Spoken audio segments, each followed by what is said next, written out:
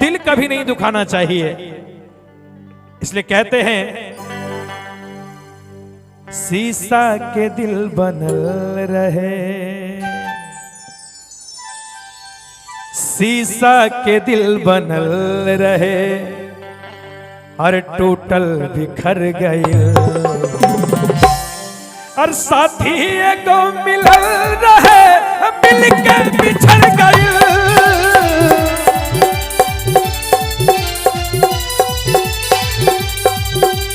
साथी एगो मिलल रहे मिलकर बिछड़ गई।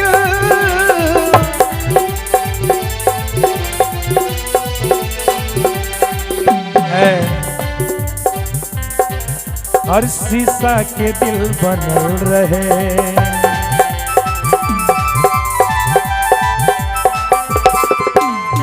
देखा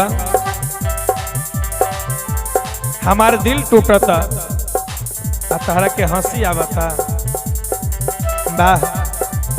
और शीशा के दिल टूटल रहे, और शीशा के दिल बनल रहे, टूटल बिखर गए।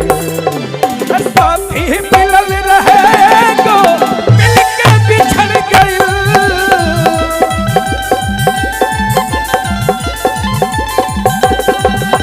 साथी मिलल रहे गो मिलके बिछड़ गई।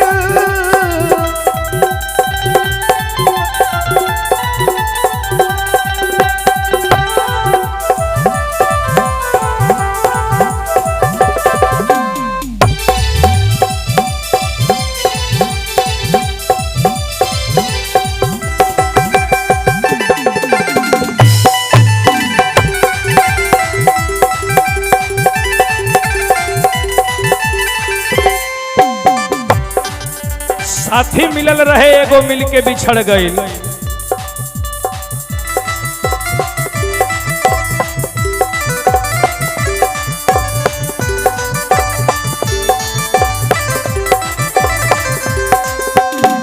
लइकवा कहत का कि साथी मिलल रहे एगो में एगो मिलके बिछड़ गई। आ कहता जब जब याद आती है मुझको बहुत रुलाती है।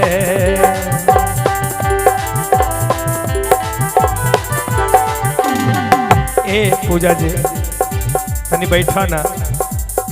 जब जब यादें आती है हर मुझको बहुत रुलाती है।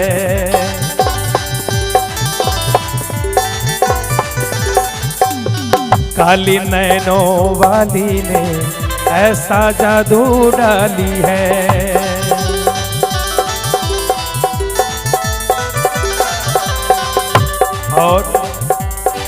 और मुस्की पे दिल टिकल रहे, और मुस्की पे दिल टिकल रहे, मिलल बिछड़ गई। साथी मिलल रहे तो मिलके बिछड़ गई। साथी मिलल रहे तो मिलके बिछड़ गई।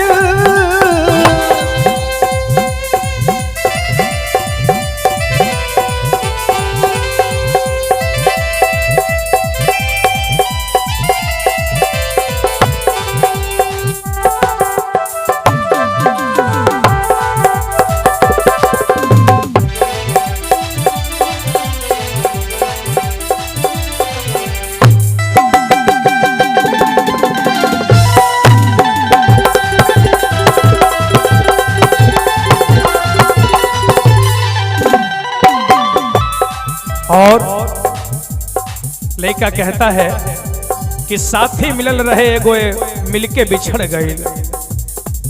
और कहता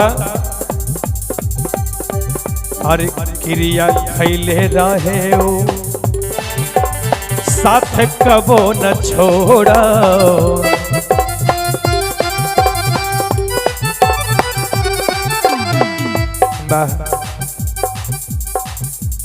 और भैया जी की तरफ से बहुत बहुत प्रेम निछावर। ई गीत पे भैया जी के जय जयकार बनल रहो। अब हाओ बा वादा करत रहे हरदम साथ कबो न छोड़बो।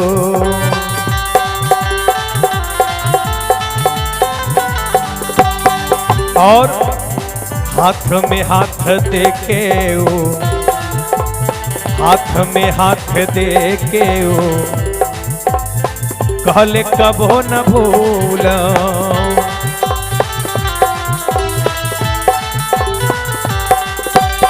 तने ना कहता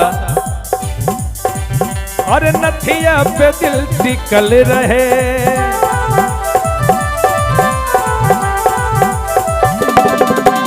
नथिया पे दिल टिकल रहे और टूटल बिखर गई। साथी मिलल रहे तो मिल के बिछड़ गई,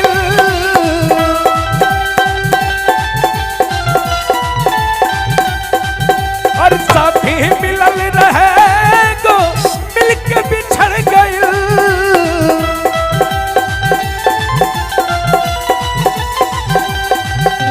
साथी मिलल रहे तो मिल के बिछड़ गई।